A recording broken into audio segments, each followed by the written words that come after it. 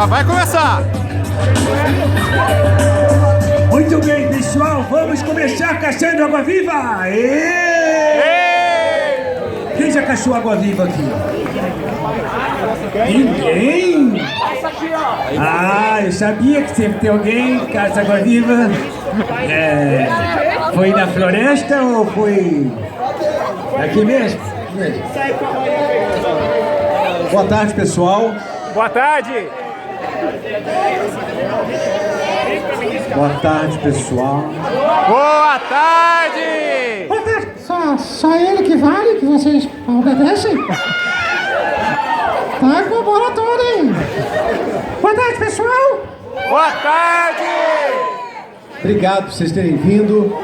Obrigado a Taz, nossa grande, incansável produtora.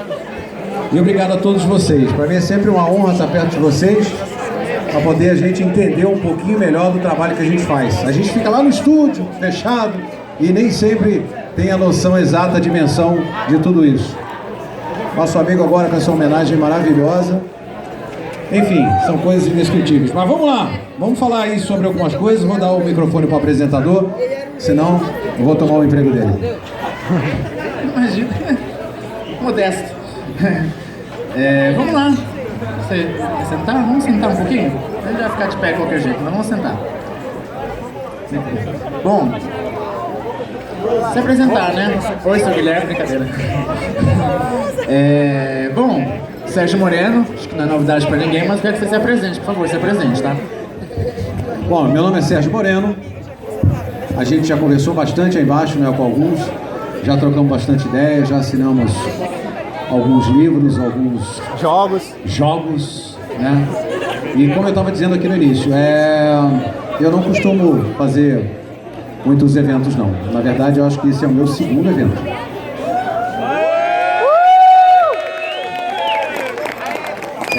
A Taz me fez o convite, me disse a proposta do evento e, enfim, sempre que eu posso, eu tento estar perto do público consumidor. Como eu disse, a gente fica lá no estúdio meio fechado e a gente não tem noção dessa dimensão de como o trabalho marca vocês, cada um, de uma forma diferente. Eu estou nisso há praticamente 30 anos. Ou um pouquinho mais, não sei. Década de 80, mais ou menos. Comecei a fazer algumas coisas de dublagem. Então, certamente, muita coisa eu fiz e tem muita curiosidade que, às vezes, eu tenho curiosidade, porque agora mesmo alguém chegou para mim e falou assim: é o Xixiu, Xixiu. Eu falei: Jesus, quem é o Xixiu? Aí ele: cara, é o do Samurai X. Eu falei: pois é, você também esqueceu, né? Então. Mas, enfim, mas não é uma... às vezes alguns podem pensar: poxa, não leva a sério o trabalho. Muito pelo contrário, é muita coisa que a gente faz, a gente fica fechado dentro do estúdio e quase 30 anos, gente. Tem coisas assim que, se vocês quiserem me lembrar, eu vou ter o maior prazer em poder conversar com vocês sobre isso aí. Então, vamos falar do começo. Como é que foi descobrir ator, não é?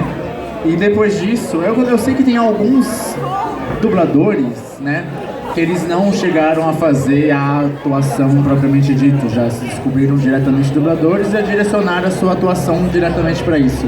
Eu quero que você conte como é que foi o começo da sua carreira, como você se descobriu dublador, como foi os primeiros trabalhos e qual foi o primeiro trabalho que você percebeu que seria um trabalho grande, né? Todo trabalho é trabalho, mas o primeiro que foi um personagem de destaque que, pelo menos para você, emocionalmente ou na carreira, te marcou. Então, na verdade, me descobriram uma pessoa que eu admiro muito, vocês devem já ter ouvido falar, um tal de Márcio Seixas. Já. Conhecem Márcio Seixas? Né? Já. Enfim, ele para mim foi o caminho, a porta de entrada para a dublagem. Nós fazíamos rádio no Rio de Janeiro, Rádio Jornal do Brasil, ele fazia Rádio Jornal do Brasil, AM, e eu fazia Rádio Cidade na época. E também fazia teatro, enfim. Só que na Rádio Cidade a gente gravava alguns quadros de humor, onde a gente tinha que fazer alguns personagens e tal. E ele me ouvindo lá falou, pô, rapaz, eu acho que você vai se dar bem dublando. Você já pensou em dublar? Eu falei, o quê? Oi? Enfim, ele que me apresentou algumas pessoas, em Herbert Richards na época. Então, basicamente, eu fui descoberto. Não cheguei a, propriamente dito, descobrir a dublagem, não. Já trabalhava com voz, né, questão de rádio e tal. E personagem, cara, na dublagem, por incrível que pareça, você nunca tem uma noção se aquilo vai ser bom ou se vai ser ruim. É tanta coisa, mais uma vez eu repito, é tanta coisa que você dubla, é tanto produto, é tanto material, que você não faz a menor ideia. Uma das grandes surpresas pra gente foi Bob Esponja.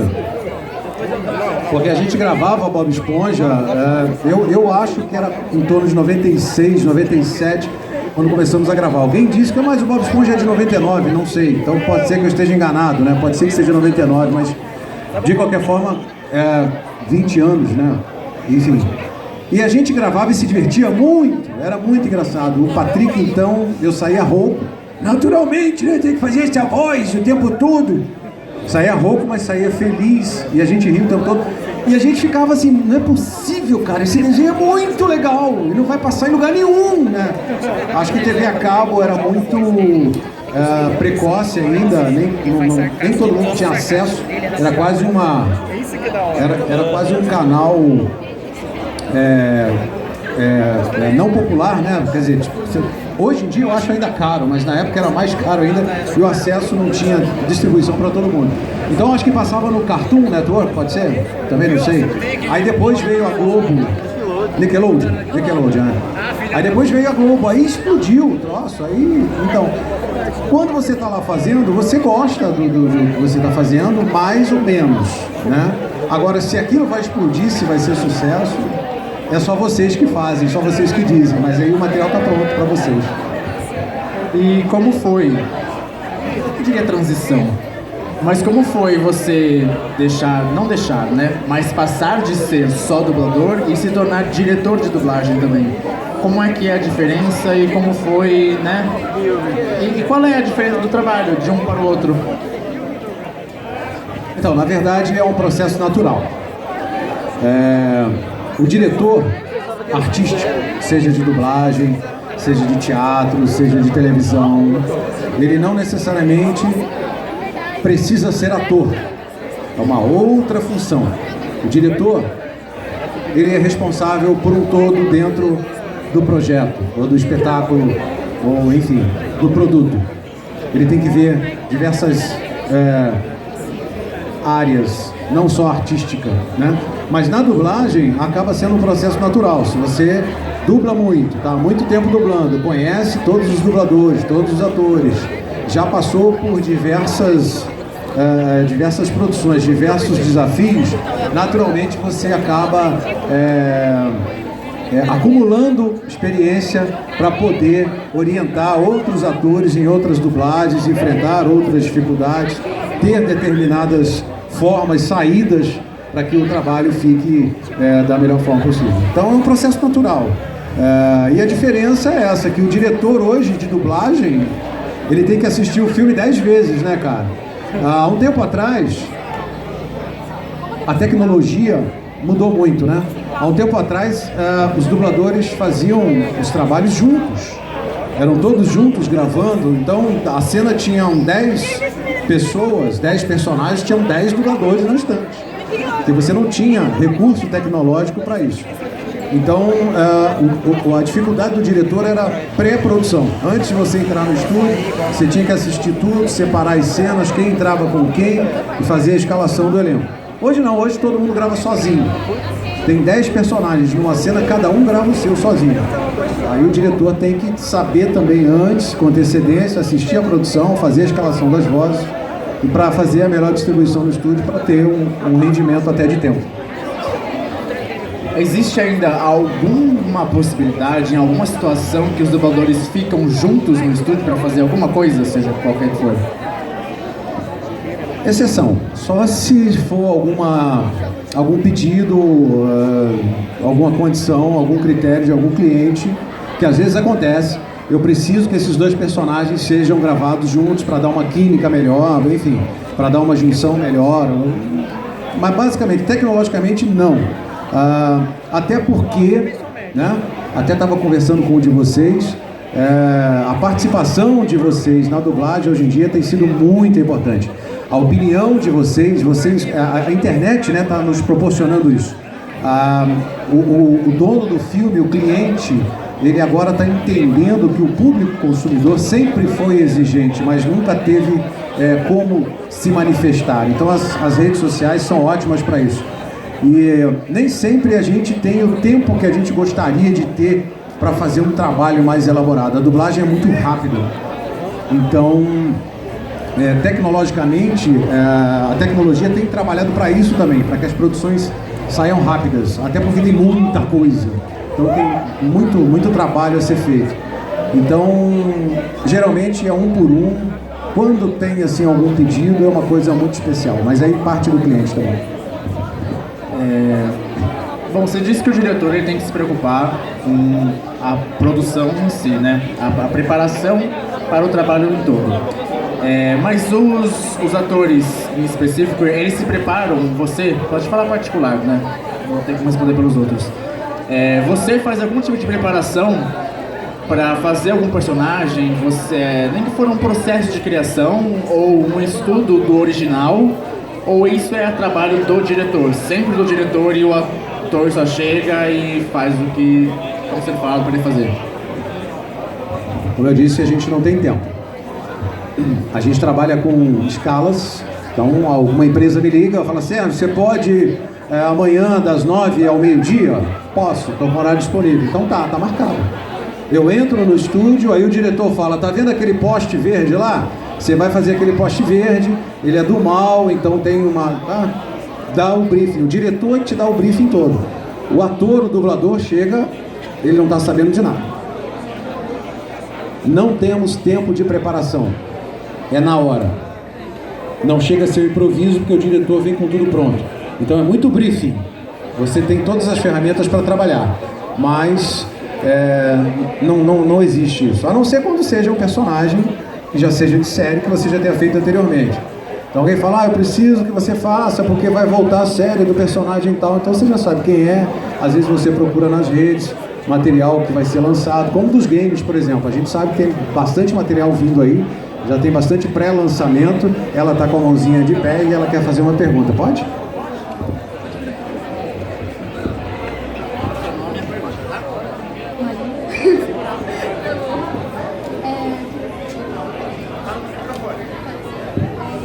É bem espontâneo, né? Eu já vi alguns vídeos seus e umas entrevistas também. E... desculpa aqui com